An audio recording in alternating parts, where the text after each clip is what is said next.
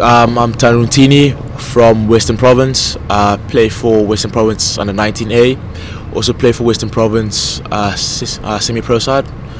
I go to Wamberg Boys and I'm currently 18 years of age.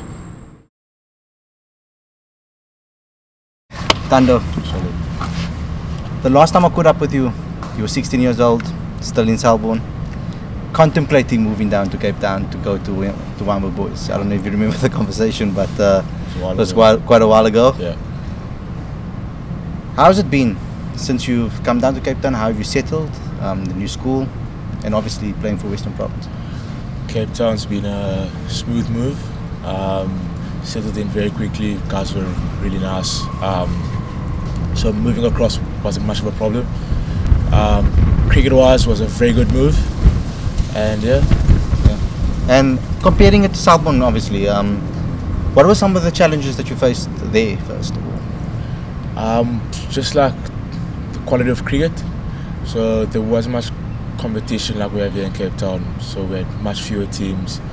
So we'd play the same teams every week in, week out. So it wasn't really challenging because we'd get the same result every week. So I felt as if moving to Cape Town was a very good idea in terms of developing my cricket and into challenging myself to face and to bowl to better cricketers, and obviously to level up. And playing academy last year in grade 11, had a very good academy week, so it was really good experience to play with the senior guys.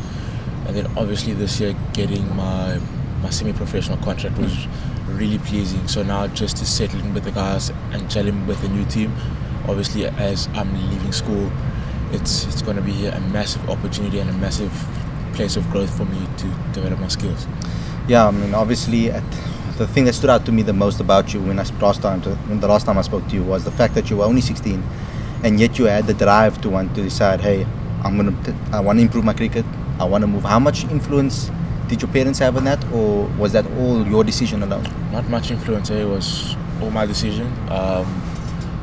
Found a school for myself, actually. Did all the research, did all the applying and everything. So my parents were just there to just sign and do all the logistics regarding that.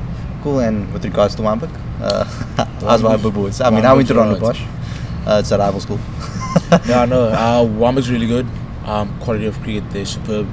I play with a very amazing bunch of oaks. Yeah. Guys with different skill sets, so I get to learn from them every single training session. And the training of Wamberg team has been really superb throughout the years. So I felt as if going to Wamberg was a very good move for me, and I wouldn't be where I am if it wasn't for my teammates. And have they made it easy to be? Have you made a lot of friends? Is it easy to make friends and settle in with regards to the social life at the boys' school like that? Obviously, I'm a type of person that likes to socialize with everyone. So making friends and settling in was really easy. Yeah. So, and the guys are very friendly at school, so I found it really easy to make friends and socialize with everyone. And the difference between the two cities, name some of the places that you went to and had some fun, or what type of places have you seen recently in Cape Town? I haven't explored the whole of Cape Town yet because I haven't had much time to myself. Been playing cricket, traveling, school, semi-pro year, so I haven't had much time to actually be a teenager and actually go out and have fun. So just try to stay focused for as much as possible until I can get to a level where I can actually try and relax and settle in. But Cape Town compared to East London is much better, a fast life, so I really enjoy that. Have you tried any of the local cuisine? You know, we have the Cape Malays and there's a lot of those type of cuisines. I've had most of the Cape Town food, from curries to Gatsby's and everything. So it's really good to actually have a broad taste of all the food that's being made. So if you had to pick, you're more into the curries or the Gatsby? More into the Gatsby's, yeah. Okay, so take me down a little bit of a memory lane. How you got introduced into cricket. We know that you obviously about your father, yes, but talk us a little bit about how you actually came to cricket for the first time. Just the basics. To be honest, my uncle actually had more influence in my cricket development than my dad, because my dad wasn't at home for most of the time. So my uncle lived with us, and I used to play backyard cricket with him, go to club practices with him, and actually train with him. So most of my cricket development was from my uncle, and then later on in the stage when my dad kind of retired, where he had more time at home, he developed my cricketing game into much more detail. But I felt as if the start of it would be obviously traveling with my dad, but when I was home for most of the time, it was all my uncle. Any memories from your father, watching him play, anything that stood up to you? There was a lot of cricket watched, a lot of travelling down, so there's a lot, but I think his 100th test match was pretty good. Okay, let's move back to you. What are your goals and your ambitions for the season? Obviously at the moment, I've finished my matric exams, so that's the first goal. So, and then Coke Week, Cubs Week, then hopefully I can be selected to go to India with Thando Ntini in Jan, and then come back. It's the 3-day competition with the semi-pro side, so just to focus on that and focus on now and make sure that I can perform at my peak at Coke Week and all the tournaments and matches to come. What has it been like to be in a Thando Ntini setup? How's Lawrence had an influence on your career? I've got a really good relationship with Coach Larry. He's more of a parent than a coach.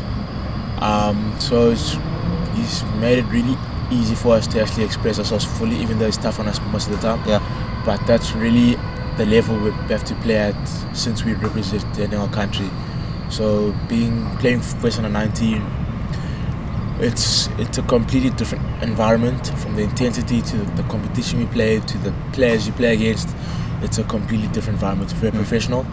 So it's a similar taste to playing franchise cricket. Yeah. And you went to England. The conditions in England, what was it like to bowl in those conditions? I mean, obviously there's a lot of talk about swing in England. Did it aid you or not? In England, wasn't, for me it was decent. I really enjoyed it.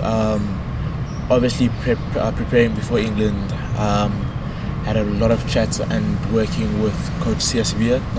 So he really made sure that my technique in controlling the Duke when I was in the UK was very sound. Okay. So when I got to England, controlling the Duke was very easy since I was training with one for 2 months prior to that. Okay. So when I got to England, the swing and the nip of the wicket wasn't much of a big deal for me. All I had to do was make sure that my technique was very sound, and then all of it would be much easier. And as well, something that I can bring up again is that you spoke to me about that you wanted to improve your batting, and that back then you told me that being an all-rounder might be a goal for you. Is that still a goal for you, or are you focusing mainly on your bowling? Actually, at the moment, I'm just batting at the moment.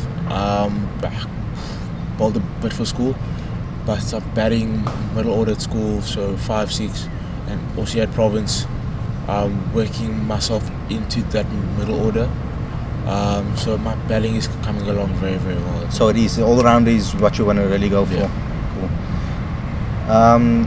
Yeah, and finally, just give me a few things that you think that some of your struggles that you've been through with regards to your career so far. What are some of the struggles that you faced? It's been a lot, but I'll probably say my biggest one was my injury after the West Indies series last year. Got a stress fracture, but by God's grace, it wasn't too serious, so I was able to manage it and nurse it, and I'm currently still doing so. So I'm just waiting for that right time where I can actually get the off season that I've always wanted for the past 3 years. Yeah. So, but everything's looking very good at the moment. Is there any advice you can give of other cricketers out there with regards to recovering from injury and how to manage their workloads? Well, it's all about having the right people involved in the whole process, where you try and recover, strengthen and prevent. So I've got a massive support structure at Province, from physios to personal coaches to fitness trainers. So with all the support, you try and get as much as support you can get from parents, coaches, management staff, physios, doctors. So I've been privileged enough to have all those people at my reach, making my recovery much more easier.